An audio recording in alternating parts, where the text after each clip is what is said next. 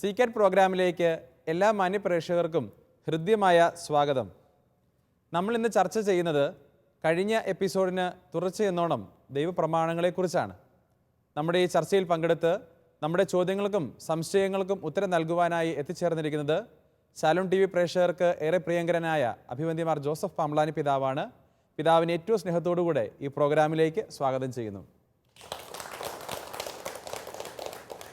അതുപോലെ തന്നെ ഈ ചർച്ചയിൽ പങ്കെടുത്ത് ചോദ്യങ്ങൾ ചോദിക്കുവാനായി എത്തിച്ചേർന്നിരിക്കുന്നത് പൂപ്പറമ്പ് ഇടവകയിലെ മതാധ്യാപകരാണ്. അധ്യാപകരെയും ഏറ്റവും സ്നേഹത്തോടുകൂടെ സ്വാഗതം ചെയ്യുന്നു. നമുക്ക് ചർച്ചയിലേക്ക് പ്രവേശിക്കാം. പിതാവേ, ചിലയിടങ്ങളിൽ ഇപ്പോൾ ഞായറാഴ്ച ആചരണത്തിന് പകരമായി ശനിയാഴ്ച വൈകുന്നേരങ്ങളിൽ വിശുദ്ധ കുർബാന നടത്താറുണ്ട്. ഇത് നിയമാനുസൃതമാണോ? ഇങ്ങനെ ചെയ്യുന്നതിലൂടെ ഞായറാഴ്ച ആചരണം പൂർണ്ണമാകുന്നുണ്ടോ? യെസ്, ചില സ്ഥലങ്ങളിൽ എന്ന് പറഞ്ഞാൽ ഏത് സ്ഥലങ്ങളാണ് ടീച്ചർ ഉദ്ദേശിക്കുന്നതെന്ന് എനിക്കറിയത്തില്ല. അതായത് ഞായറാഴ്ച ആചരണമാണ് ക്രൈസ്തവ വിശ്വാസത്തിൻ്റെ അടിസ്ഥാനം. ഈ ഞായറാഴ്ച ആചരണം ചില പ്രത്യേക സാഹചര്യങ്ങളിൽ അതിന് മറ്റ് ദിവസങ്ങളിലേക്ക് ഒഴിവുകൾ നൽകാറുണ്ട്. ഇപ്പോൾ ഉദാഹരണം പറഞ്ഞാൽ ഗൾഫ് നാടുകളിൽ വെള്ളിയാഴ്ചയാണ് അവധി ദിവസം. അപ്പോൾ അവർക്ക് ഞായറാഴ്ച പ്രവൃത്തി ദിവസമായതുകൊണ്ട് അവർക്ക് ആ ദിവസങ്ങളിൽ കുർബാന കാണണമെന്ന് പറഞ്ഞാൽ ചിലപ്പം നടന്നെന്ന് വരികയല്ല.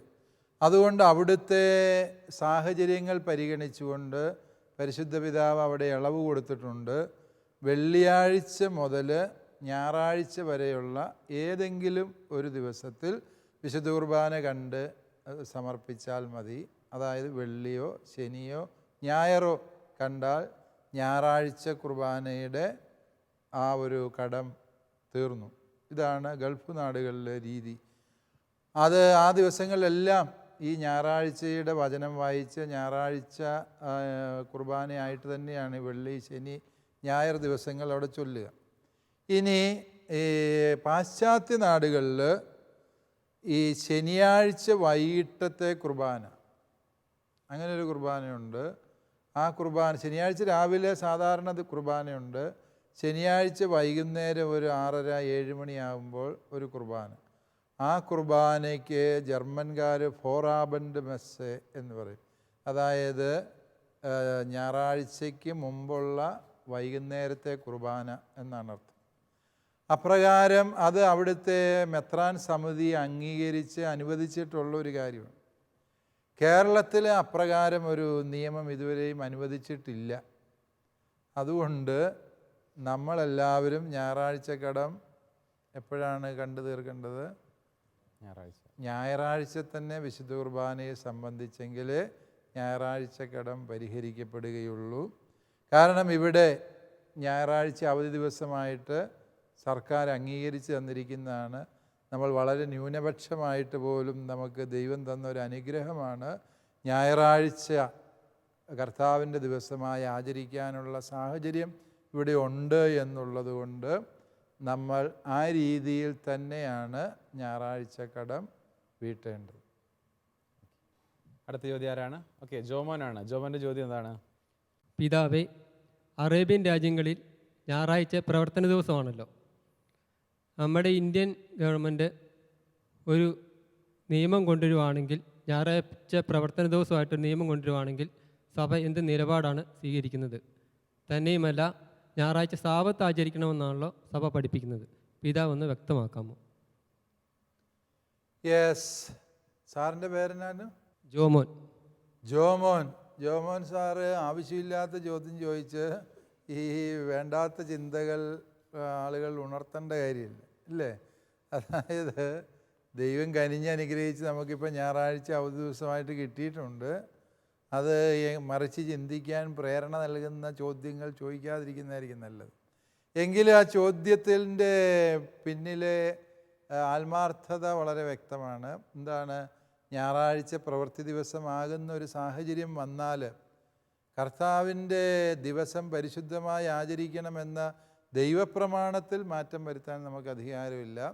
എന്നാൽ ഞായറാഴ്ച ആചരണത്തിന് വേണ്ടി ഏത് സമയമാണ്, ദിവസമാണ് നിലവിലുള്ള നിയമവ്യവസ്ഥിതിക്കുള്ളിൽ ചെയ്യാൻ പറ്റുന്നത് എന്ന് അങ്ങനെ ഒരു സാഹചര്യം വന്നാൽ സഭ പുനർനിർണയം ചെയ്യുന്നതാണ്.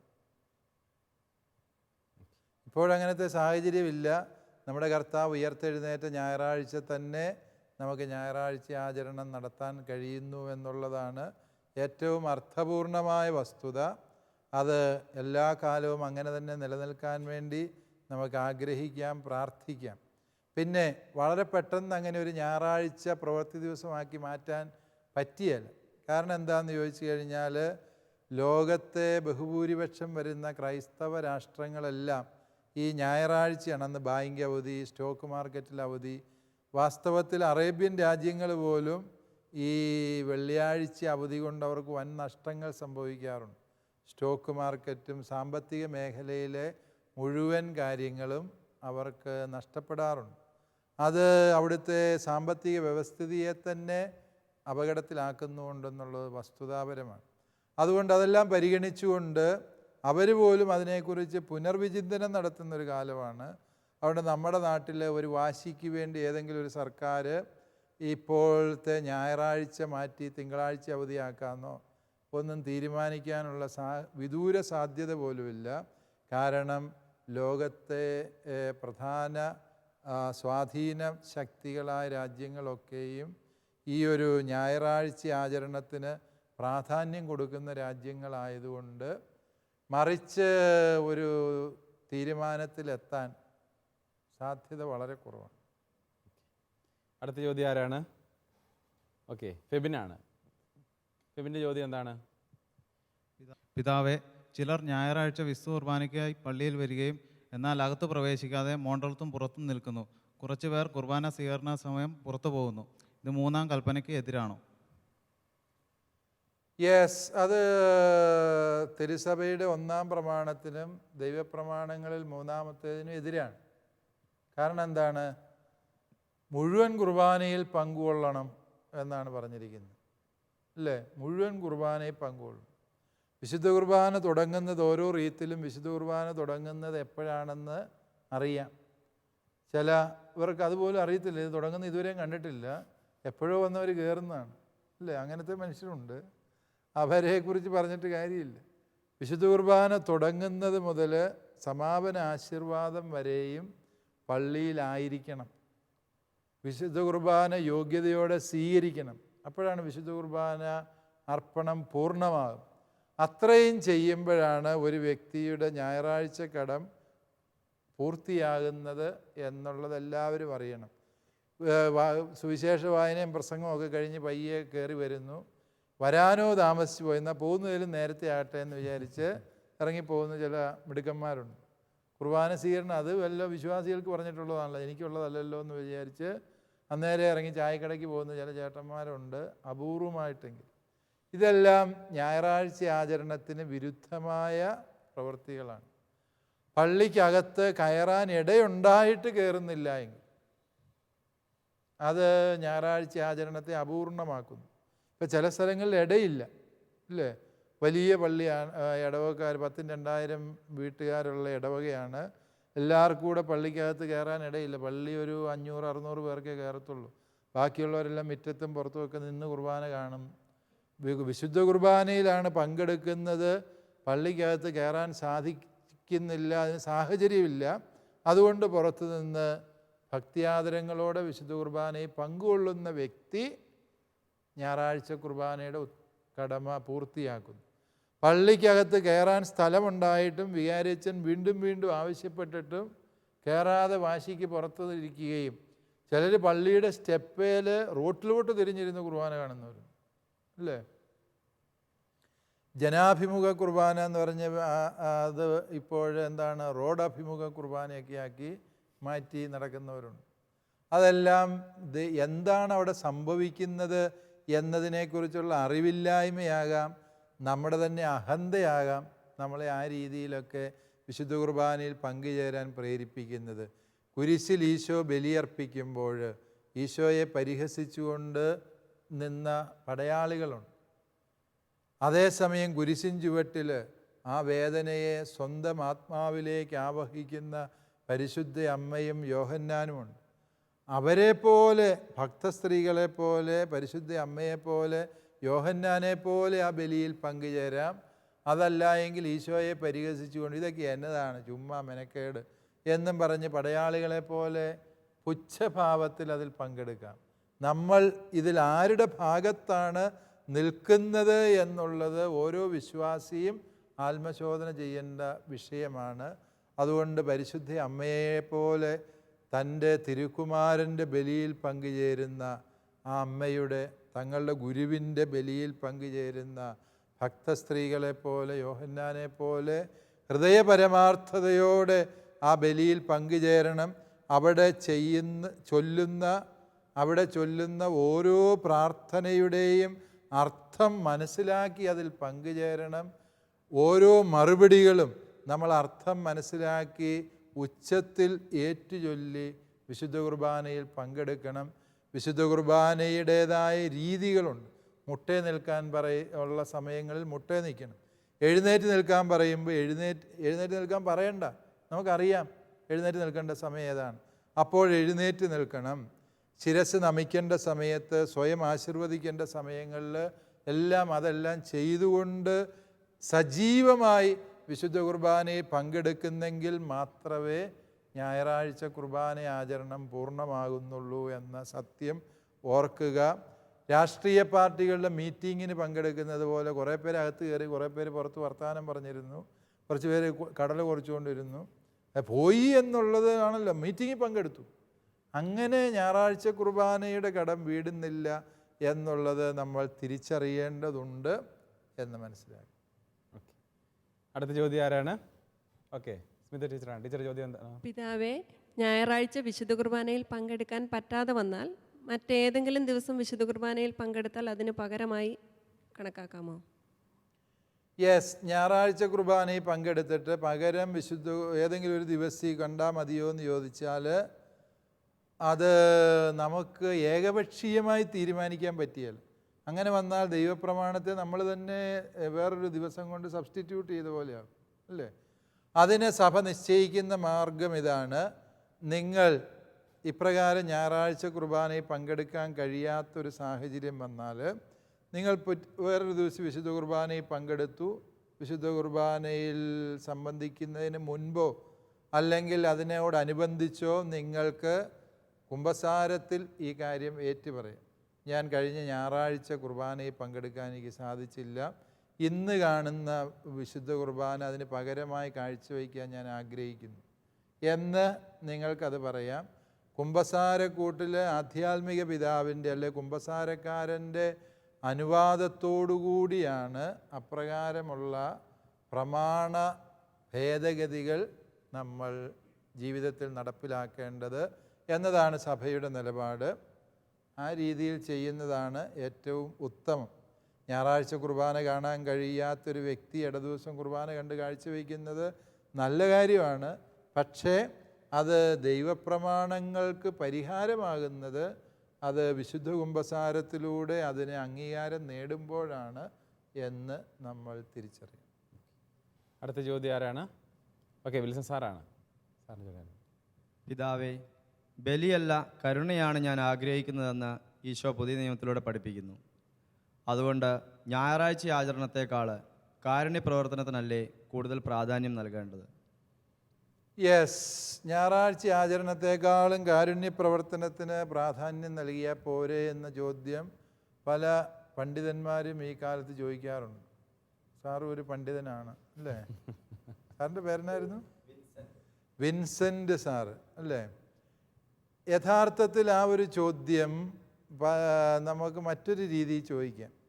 ഇങ്ങനെ ഈശോയുടെ ബലി ഇല്ലാതിരുന്നുവെങ്കിൽ കുറേ കാരുണ്യപ്രവൃത്തി ചെയ്താൽ മനുഷ്യൻ രക്ഷപ്പെടുമായിരുന്നു. ഈശോ വന്നുമില്ല, കുരിശേ കയറി മരിച്ചുമില്ല. പഴയ നിയമത്തിലെ മനുഷ്യൻ കാരുണ്യപ്രവർത്തികൾ പലതും ചെയ്തിരുന്നു, ഇല്ലേ?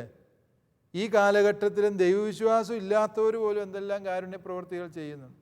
നിരീശ്വരവാദികളും യുക്തിവാദികളും ഒക്കെ കാരുണ്യപ്രവർത്തികൾ പലതും ചെയ്യുന്നുണ്ട്. ഈ മനുഷ്യൻ്റെ രക്ഷയ്ക്ക് വേണ്ടി ഈശോ മിശിഹായുടെ ബലിയുടെ അനിവാര്യത എന്തുമാത്രം ഉണ്ടായിരുന്നു എന്നുള്ളതാണ് ഇവിടുത്തെ അടിസ്ഥാനപരമായ ചോദ്യം. മനുഷ്യൻ കുറേ കാരുണ്യപ്രവർത്തികൾ കൊണ്ടാണോ രക്ഷപ്പെടുന്നത്, അഥവാ ഈശോമിശിഹായുടെ കുരിശിലെ ബലിയിലൂടെയാണോ? ഈ ഒരു അടിസ്ഥാനപരമായ ചോദ്യത്തിൻ്റെ ഉത്തരവാണ് നമ്മൾ അന്വേഷിക്കേണ്ടത്. അപ്പോൾ നമുക്ക് മനസ്സിലാകും എല്ലാ കാരുണ്യപ്രവർത്തികൾക്കും അർത്ഥം കൊടുക്കുന്നത് അവൻ്റെ കുരിശിലെ ബലിയാണ്. ആ കുരിശിലെ ബലിയുടെ അടിസ്ഥാനത്തിൽ നിന്നുകൊണ്ട് മാത്രമേ കാരുണ്യപ്രവർത്തികളുടെ അർത്ഥം നമ്മൾ അന്വേഷിക്കേണ്ടതുള്ളൂ എന്ന് തിരിച്ചറിയണം. അല്പം കൂടി ലളിതമായി പറഞ്ഞാൽ, ഇപ്രകാരമുള്ള കാരുണ്യപ്രവർത്തികൾ ചെയ്യാൻ നമ്മെ ശക്തരാക്കുന്നത്, പ്രാപ്തരാക്കുന്നത് എന്താണ്? കുരിശിലെ ബലിയാണ്. ഈ ഭൂമിയിലെ ഏറ്റവും വലിയ കാരുണ്യപ്രവൃത്തി കാൽവരിയിലെ കുരിശിലെ ബലിയാണ്. ആ കാരുണ്യപ്രവൃത്തിയിൽ പങ്കുചേർന്നുകൊണ്ടാണ് നമ്മൾ കാരുണ്യപ്രവർത്തികൾക്ക് നമ്മെ തന്നെ ഒരുക്കുന്നത്. പലപ്പോഴും പള്ളി പോകേണ്ട കാര്യമുണ്ടോ, ആ നേരത്ത് വല്ല നല്ല കാര്യം ചെയ്താൽ പോരെ എന്ന് ചോദിക്കുന്ന മഹാന്മാർ എന്ത് നല്ല കാര്യം ചെയ്യുന്നതെന്ന് ചോദിച്ചാൽ ചുമ്മാ മറിഞ്ഞു കിടന്ന് ഉറങ്ങും. അവൻ എന്ത് കാരുണ്യപ്രവൃത്തിയാണ് ചെയ്തത്? അതും കൂടി ഒന്ന് ചിന്തിക്കേണ്ടത്. മദർ തെരേസ എല്ലാ ദിവസവും രാവിലെ 3:30 മണിക്ക് അവരുടെ സിസ്റ്റേഴ്സ് എഴുന്നേൽക്കണം, പരിശുദ്ധ കുർബാന എഴുന്നള്ളിച്ച് വെച്ച് ആരാധിക്കണം, വിശുദ്ധ കുർബാനയെ പങ്കെടുത്ത് ശക്തി നേടി വേണം കാരുണ്യപ്രവർത്തിക്ക് പോകാൻ എന്ന് തൻ്റെ സഹോദരിമാരെ നിർബന്ധിച്ചിരുന്നു. എന്തുകൊണ്ട് എന്ന് ചോദിച്ചാൽ, അതല്ല എങ്കിൽ ഈ കാരുണ്യപ്രവൃത്തി എന്ന് പറയുന്നത് ആരെയൊക്കെയോ കാണിക്കാനോ കേൾപ്പിക്കാനോ പത്രങ്ങളുടെയും മാധ്യമങ്ങളുടെയും മാത്രം മുമ്പിൽ ചെയ്യാൻ തോന്നുന്നതോ ആയ ഒരു പ്രവൃത്തിയായി മാറും. മറിച്ച് കുരിശിൽ പിടഞ്ഞ ഈശോമിശിഹായ്ക്ക് തുല്യനാണ് ഈ ഓടയിൽ കിടക്കുന്ന രോഗി എന്ന് ചിന്തിക്കണമെങ്കിൽ, യഥാർത്ഥ കാരുണ്യപ്രവൃത്തി ചെയ്യണമെങ്കിൽ ഒരു വ്യക്തിക്ക് ഈ കുരിശിലെ ബലിയുടെ മഹാകാരുണ്യം അനുഭവിച്ചറിഞ്ഞെങ്കിൽ മാത്രമേ സാധിക്കൂ എന്നതാണ് തിരുസഭ പഠിപ്പിക്കുന്നത്. അതുകൊണ്ട് നമുക്ക് ഉറപ്പിച്ച് പറയാൻ സാധിക്കും, ലത്തീൻ കുർബാനയെ നമ്മൾ കുർബാന സമാപിപ്പിക്കുന്നത് എങ്ങനെയാണ്, ലത്തീൻ കുർബാന അവസാനിക്കുന്നത് എങ്ങനെയാണ്? വിശുദ്ധ ബലി ദിവ്യബലി സമാപിച്ചു, ഇനി ദൈവഹിതം നിറവേറ്റാനായി പോകുക. ഇതാണ് The Mass is ended. Let us go and serve the Lord and His people. നമുക്ക് പുറത്തിറങ്ങി ദൈവത്തെയും ജനത്തെയും ശുശ്രൂഷിക്കാം. അതുതന്നെയാണ് വാസ്തവത്തിൽ നമ്മൾ ഇവിടെയും ചിന്തിക്കുന്നത്.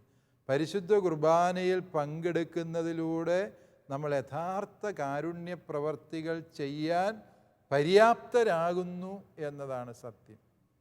അല്ലാതെ കാരുണ്യപ്രവൃത്തി ചെയ്യുന്നു എന്നൊക്കെ പറയുന്നത് ഏതെങ്കിലുമൊക്കെ പേരിനും പ്രശസ്തിക്കും വേണ്ടിയായിരിക്കാം, അതല്ല എങ്കിൽ വ്യക്തിപരമായ നേട്ടങ്ങൾക്ക് വേണ്ടിയായിരിക്കും.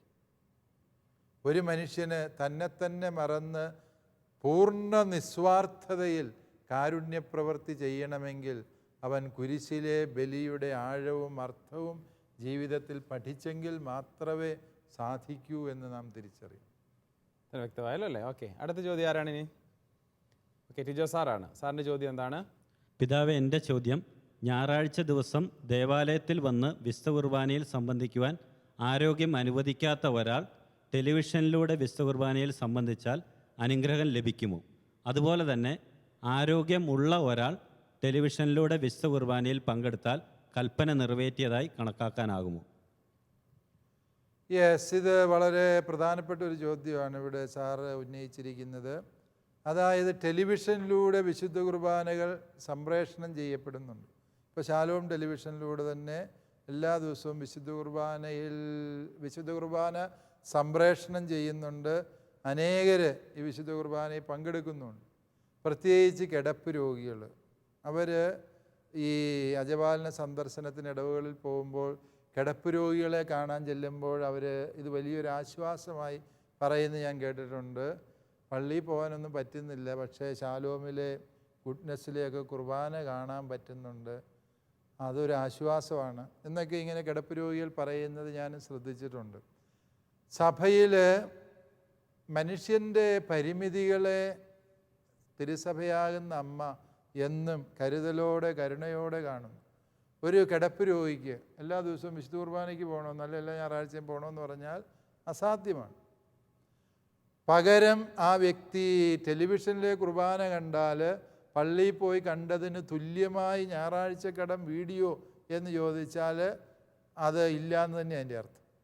മറിച്ച് ആ വ്യക്തിക്ക് വിശുദ്ധ കുർബാനയിൽ പങ്കുചേരുന്ന ഒരു അനുഭവത്തിൻ്റെ മുന്നാസ്വാദനം എന്ന നിലയിൽ ഇപ്രകാരം ടെലിവിഷനിലെ കുർബാന ആ സമയത്ത് വളരെ ഭക്തിയോടെ കാണുന്നു. ചില അമ്മമാരെ ഞാൻ ശ്രദ്ധിച്ചിട്ടുണ്ട്, അവർ പള്ളിയിൽ പോകുന്നത് പോലെ മുണ്ടും ചട്ടയൊക്കെ വെള്ളം ഉടുത്ത് കാവണിയൊക്കെ പുതച്ച് കൈകൂപ്പിയിരുന്ന് ഈ വിശുദ്ധ കുർബാനയിൽ പങ്കെടുക്കുന്ന അമ്മമാരെ കാണുന്നു. അത് അവരുടെ മനസാക്ഷി അനുസരിച്ച് അവർ പരിശുദ്ധ കുർബാനയിൽ തന്നെയാണ് ആ സമയത്ത് പങ്കുചേരുന്നത്. അവരുടെ ആത്മാർത്ഥതയെ തിരുസഭ ആദരിക്കുന്നു, ബഹുമാനിക്കുന്നു. ടെലിവിഷനിലൂടെ വരപ്രസാദങ്ങൾ നേടാൻ പറ്റുമോ എന്ന് ചോദിച്ചാൽ പറ്റും എന്ന് തിരുസഭ പഠിപ്പിക്കുന്ന സന്ദർഭങ്ങളുണ്ട്.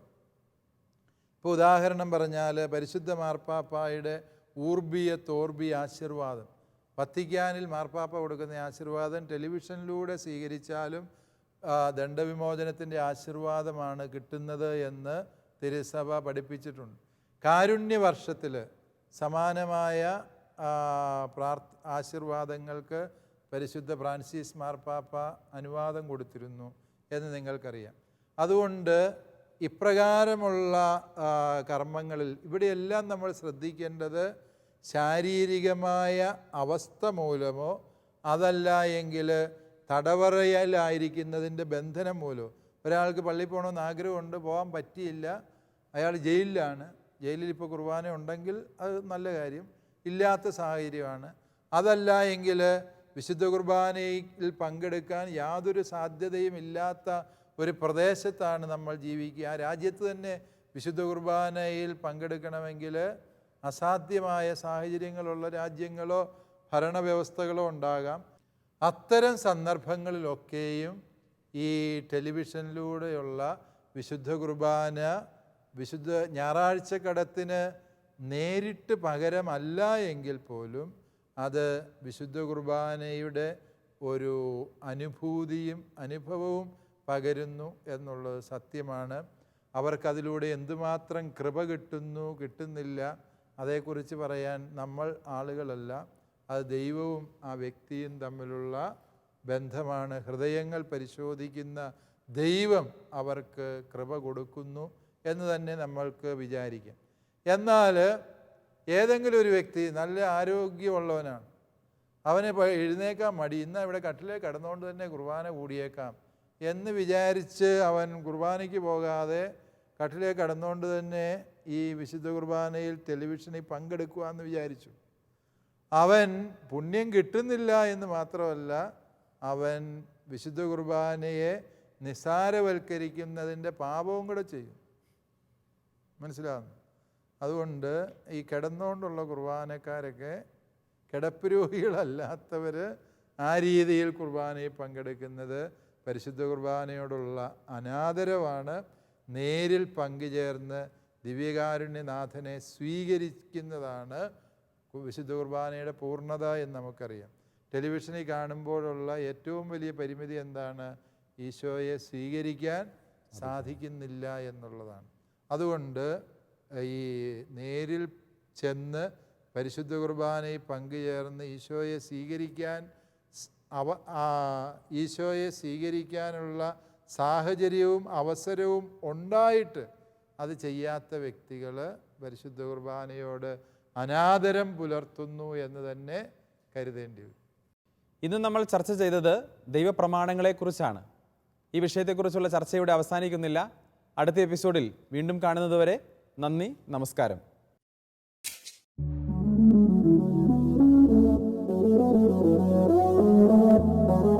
CCAT പ്രോഗ്രാമിന്റെ മുൻ എപ്പിസോഡുകൾ കാണുവാൻ ലോഗോൺ ചെയ്യൂ www.shalomtv.tv/ccat.